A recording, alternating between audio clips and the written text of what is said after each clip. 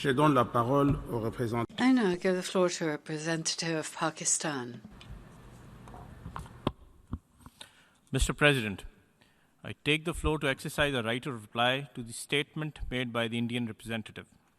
Her diatribe was a reflection not only of the deep-seated Indian hostility towards my country, but also reflected the Indian habit of conflating fact with fabrication.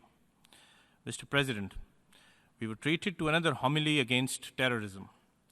Listening to this exposition, one would indeed marvel at the credentials of the pontiff.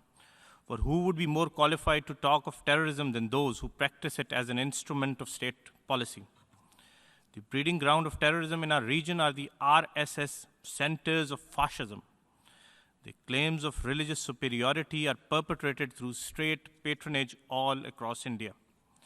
Mr. President, speaking of victims of terrorism, I would like to remind the Indian representative of people like Danish Rajab, the 24-year-old from Srinagar, whose pellet-infested face, deprived of vision in the left eye, tells a story of misfortune that is not particular to him. The 10-year-old Asif Ahmed Sheikh seeks similar answers from those who have extinguished his eyesight. The Indian representative could have spoken of the agony of Farooq Ahmad Dar, who was tied to an army jeep and driven in front of unarmed Kashmiri protesters and used as human shield. Or perhaps Kasser Bhatt, who was run over and killed by a military jeep.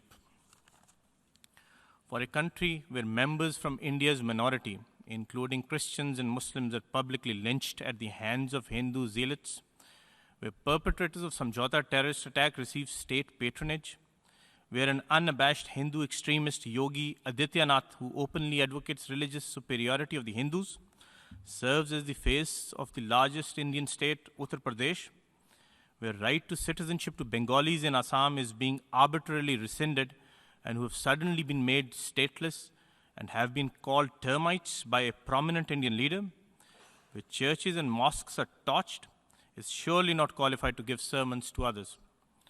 In illiberal India of today, there is no room for dissent. India's proclivity to violence is also no secret.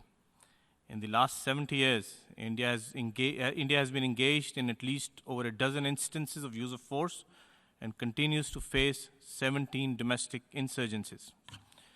Mr. President, as for the issue of Jammu and Kashmir, I would urge the Indian representative, for once, to look beyond obfuscation and denial and to answer honestly and objectively a few simple questions. Can India deny the situation in Jammu and Kashmir, which is an internationally recognized dispute on which there exist a number of UN resolutions? Can India deny that the UN has expressly called for holding an impartial plebiscite to ascertain the wishes of the Kashmiri people? Can India deny that over 100,000 civilians have been killed in Indian-occupied Jammu and Kashmir, which are well documented by human rights organizations and the international media? Can India deny that Indian military forces have resorted to indiscriminate use of force against innocent civilians, causing widespread death and injury?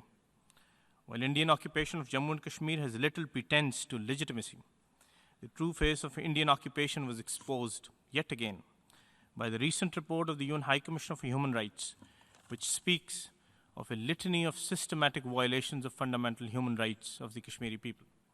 Much as India may attempt, credibility cannot be gained by discrediting the truth, but instead by facing up to it. The truth, Mr. President, is that Jammu and Kashmir is not a part of India. It never was, it never will be. As for UN Security Council resolutions, they do not lapse with time or are overtaken by circumstance. Law has no expiry date. Morality has no sell-by date. Mr. President, India cannot hide behind semantics anymore.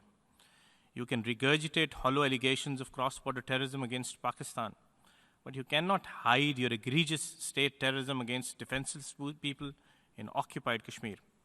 You can brutally silence courageous Kashmiri voices like Shujat Bukhari, but you cannot suppress the voice of the international community, articulated in the report of the UN High Commissioner. You can use the might of your guns to keep the innocent Kashmiris under your illegal occupation for now, but not forever. The 100,000 Kashmiri dead in occupied Jammu and Kashmir tell an unremitting tale of this Indian double face. It is time for India to abandon its doublespeak. Vacuous rhetoric and phony bravado may win you an election, but it cannot win you peace, or indeed earn India any credibility. I thank you. Je donne la I now give the floor to the representative of Qatar for a second statement.